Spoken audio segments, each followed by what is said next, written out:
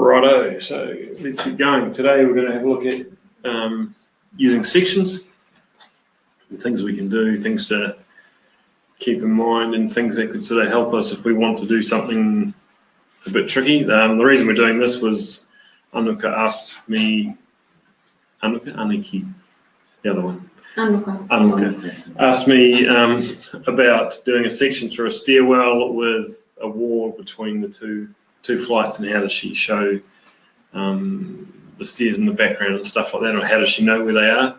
So what I've done is I've just got right to my project here, and before I go too far I'll just chuck a wall in between those two stairs. So just drag that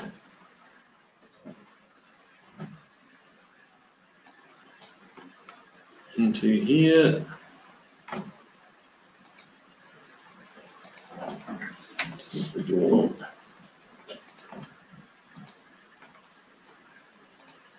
So we'll just imagine that this is a situation where we've got the wall splitting the two stairs. So what we want to do now is create our section. So our section marker is over here. So we come over and grab that.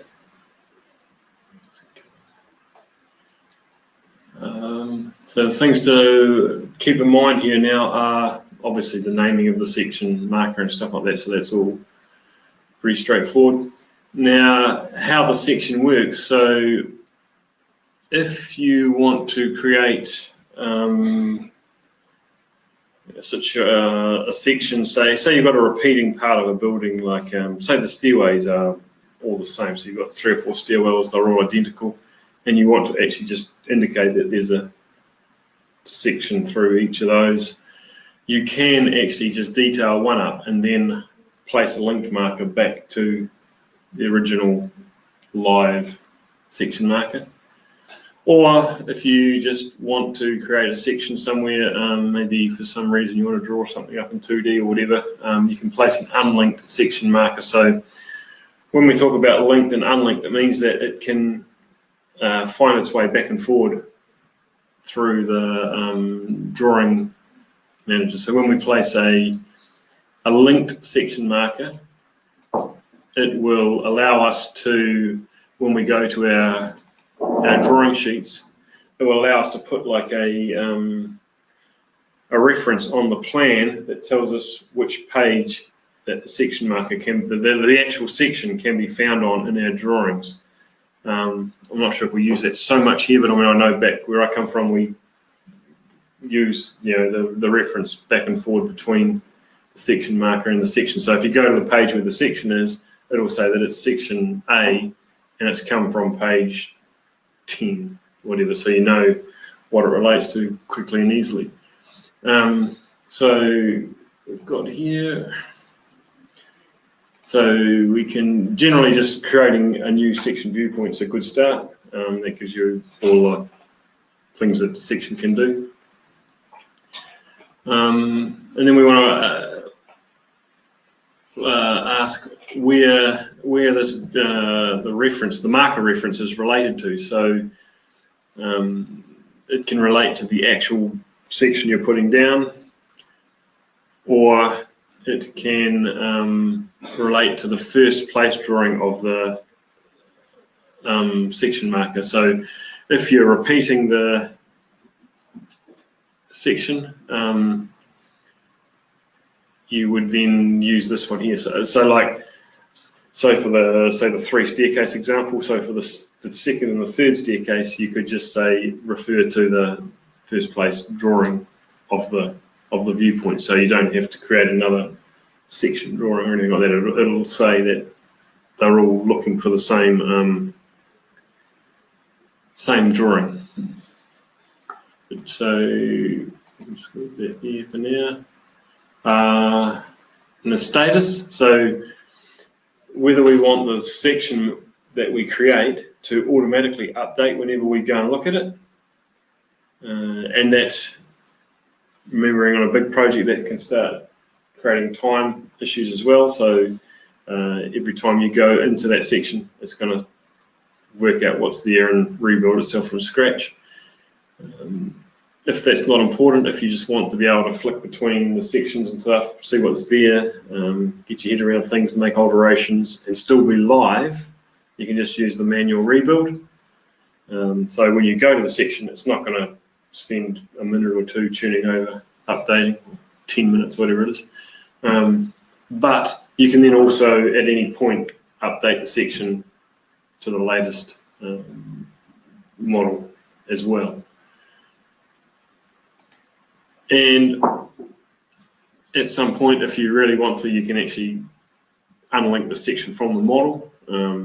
We sort of try and discourage that a wee bit, but there are certain instances where you just need to use the section as a base for drawing something up. So with this one, when you create the section and you go to the section itself, all of the elements are lines and fills.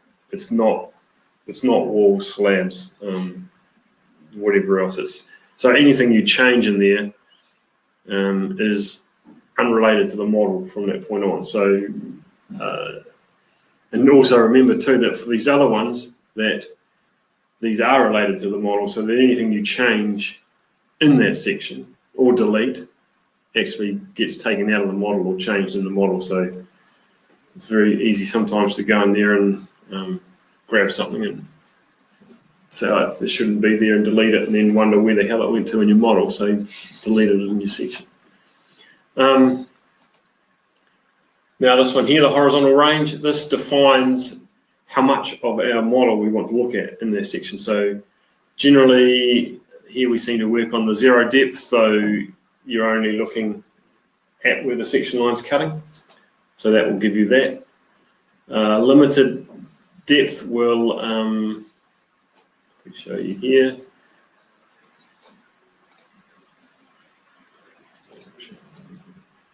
So just put our section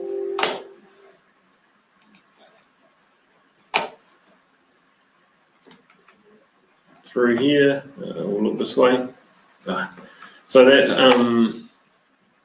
now gives us the distance that we're going to be looking at. So in this instance, we're looking just in front of the wall. So if there was a handrail sitting off that wall, we'd probably see it, but we're not going to see the wall. So if I do that, that means we're going to pick up everything through that wall and halfway across the stairwell. So if you want to be able to show stuff in the distance, you should use this or this infinite depth one, which shows everything in the distance. And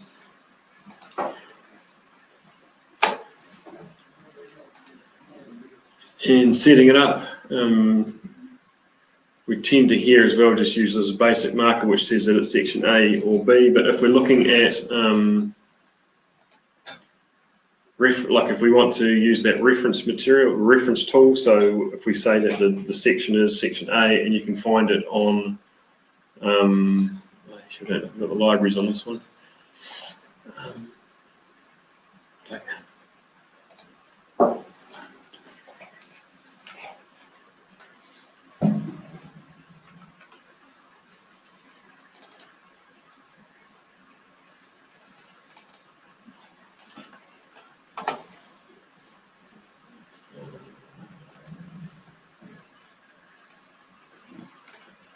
No, I haven't got I haven't got any other markers to show, but there is a marker that gives you, like on top will be the reference, so A, B, C, D, E, F, G, or 1, 2, 3, 4, 5, and on the bottom will be the page that it refers to. So where we use that referencing, that's really handy because then it automatically recognises where you've placed that section and tells you where you can find it. So once you set up your drawings, and even then if you add new pages in front of the one that you put the section on, it will always update to the page reference. But for now, we'll just leave it at that.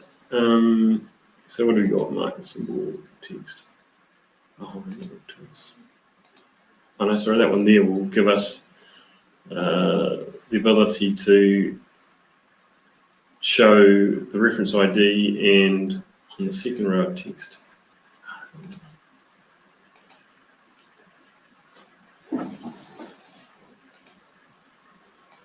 No, it's not a very good marker. There's a custom marker which has all this in it, but I haven't got it on this computer, sorry.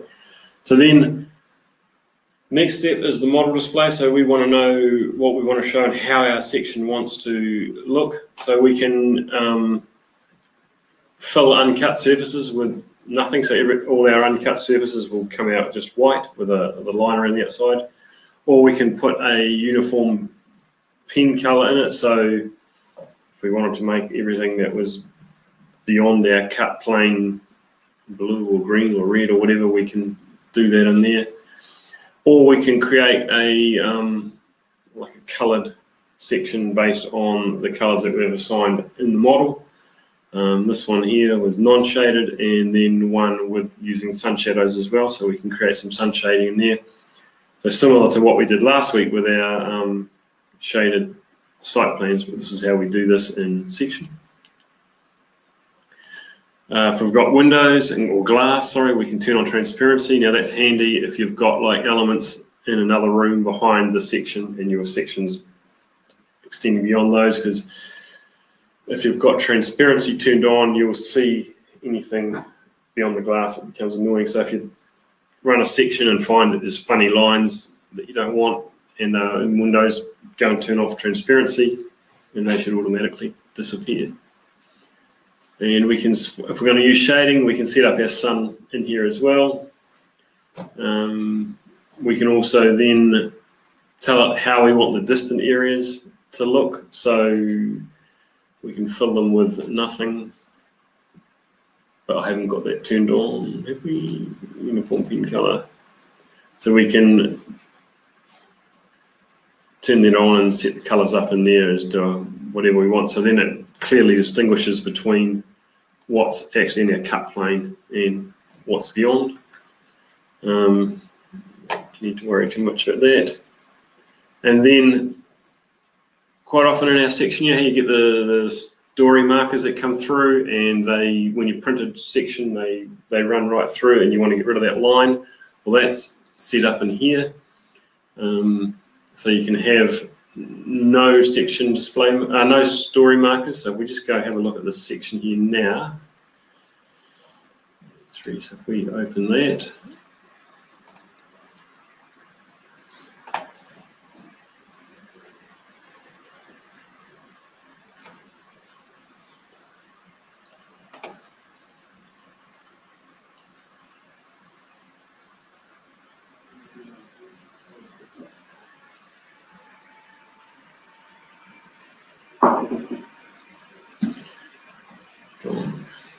it'll be quite simple.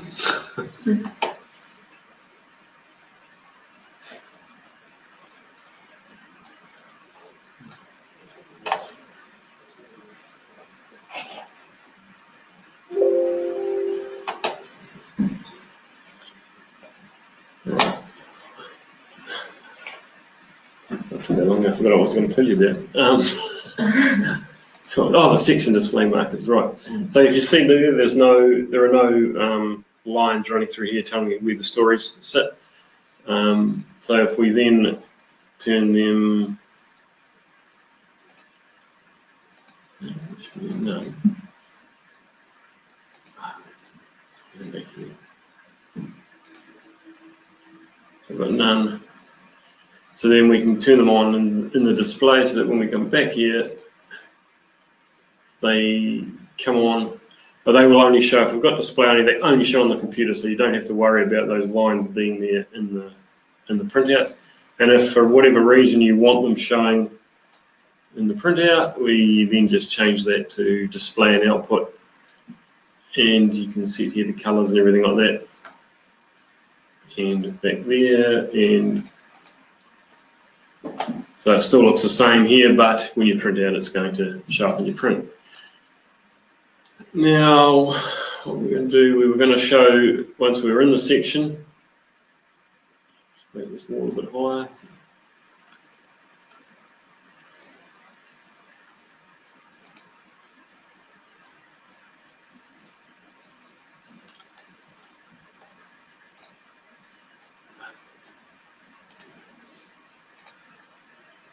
What have I done to my settings? Yeah, so we'll go back and we'll just make that like that.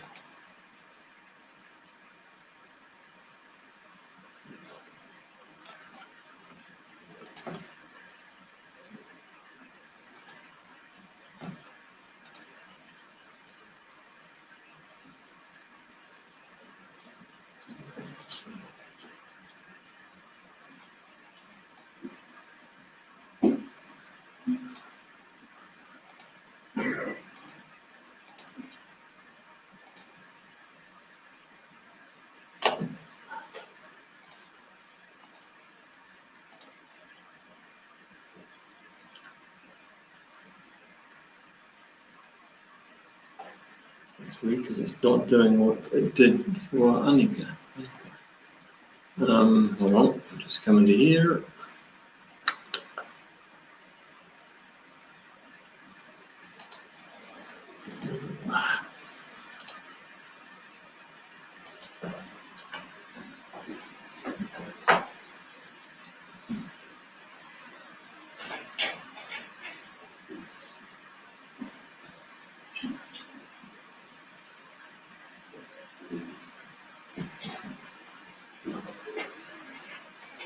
Right. So now the question Anika had was about how does she find out where her other half of her stairs are so that she can indicate that in her section. So rather than creating another section and copying some bits off it and pasting it on, I suggested to her that the easiest way would be to grab her wall, so check what layer it's on. So we're on this moment comfortable sign out layer. So then if we come down to our layer settings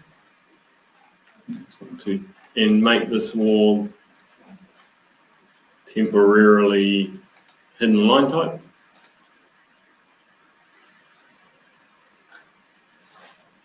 It's not rebuilding.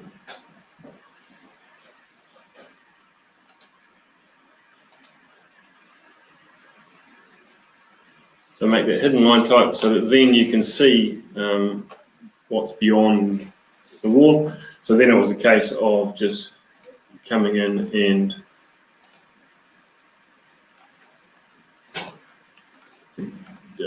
grabbing a suitable line type and just tracing over the stairs.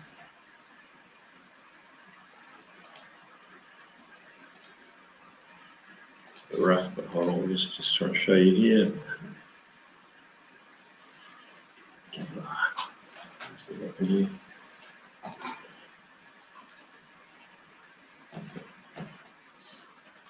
We just stop there for now, and then when I come back to basically that setting,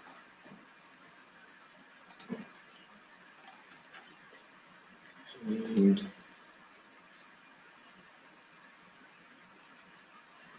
so 1, 2, 3, that should be there. Oh, yeah, rebuild from model.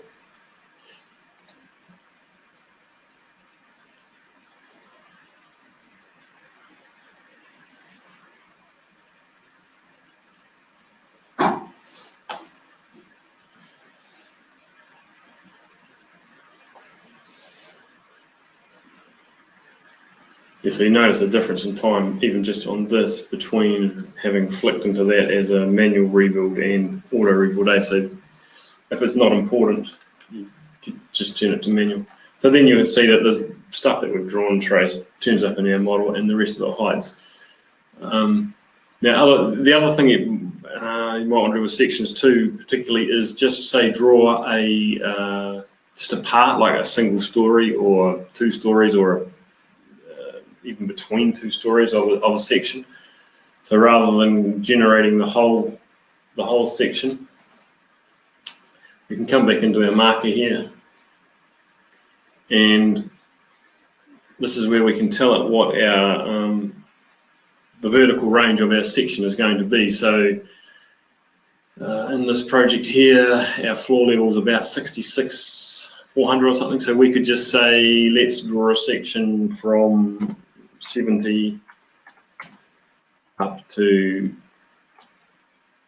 75 meters, and then it'll only grab that part of the model and draw it. So let's put that back on there. So then we come back here, and now when we go back to that section, we've only just got that part of the thing, of the building.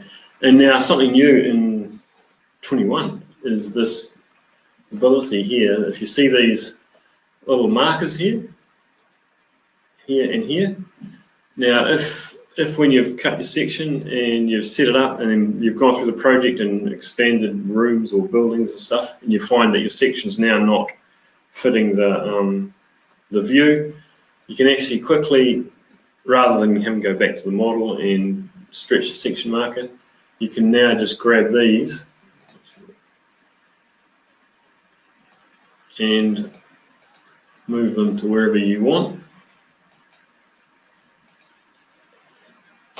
And same here, so now we can get that. So maybe we just want that part of the model. So now when we go back to our section marker, or back to our plan, the section marker itself will have changed automatically. So that's really handy if you're in there. In the past, you had to get out and go fix it, come back. So, what other thing? What was it? Oh, and the other thing I was going to show you as well with regard to sections is, in this instance where we have, like, say, a single story section, you don't have to show the section marker on every story. Sometimes that can be a nuisance with overlaying section markers. So we come to which one is it?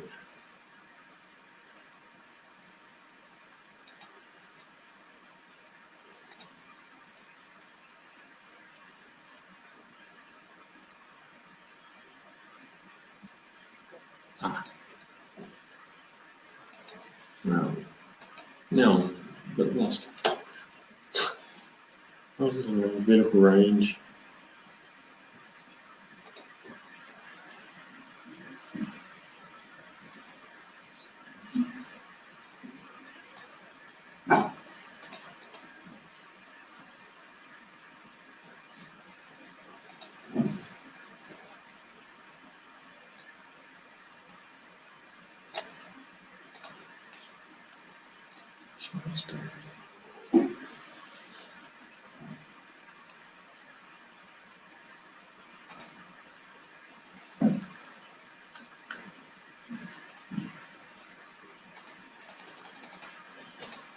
I haven't actually used this in 21. I've used it in the previous versions, and now I can't find where the hell it is.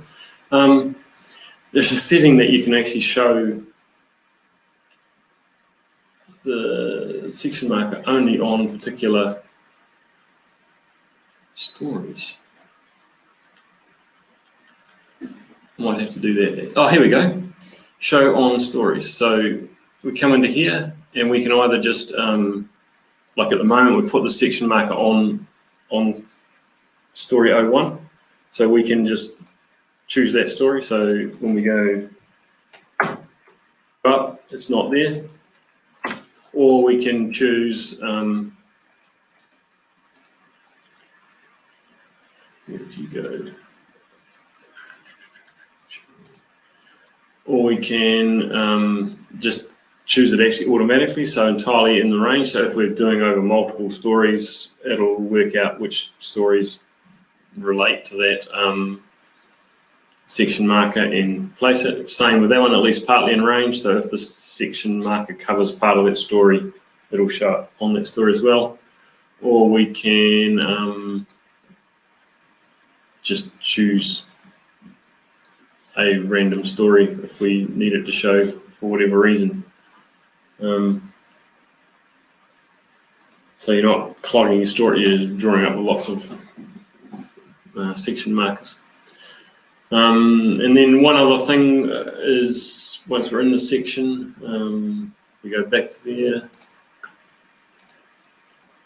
So if we've created our section, we can then also use our detail tool And this works in much the same way as a section marker, so it's got the same sort of functionality basically. But what this does is it takes parts of the section. So now if we wanted to do a detail of that area there, we can zoom up on it and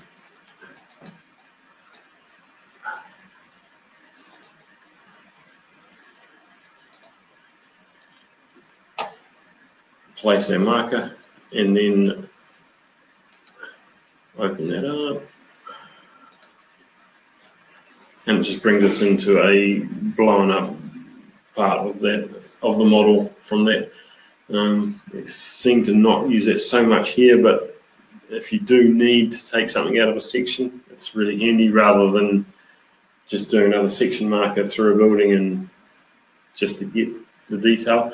The only issue really with the detail is that in a section, everything remains live unless you've made it a drawing. But in a detail, it now becomes just a series of fills and lines. So then but it allows you then to manipulate that to make it look nicer, and if you need to put gaps between elements just to accentuate anything or add some extra notes, it's a nice tidy way of doing that. And also, if you're using that, it also back references back and forward to the drawing that it's placed on in relation to the marker as well, so you can quickly find your way through a project. So that was a quick rundown on section markers. So yeah, thanks all for joining us, and catch you next week. So we are only using this detail feature? We don't tend to, but Why? just the way we work. Yeah.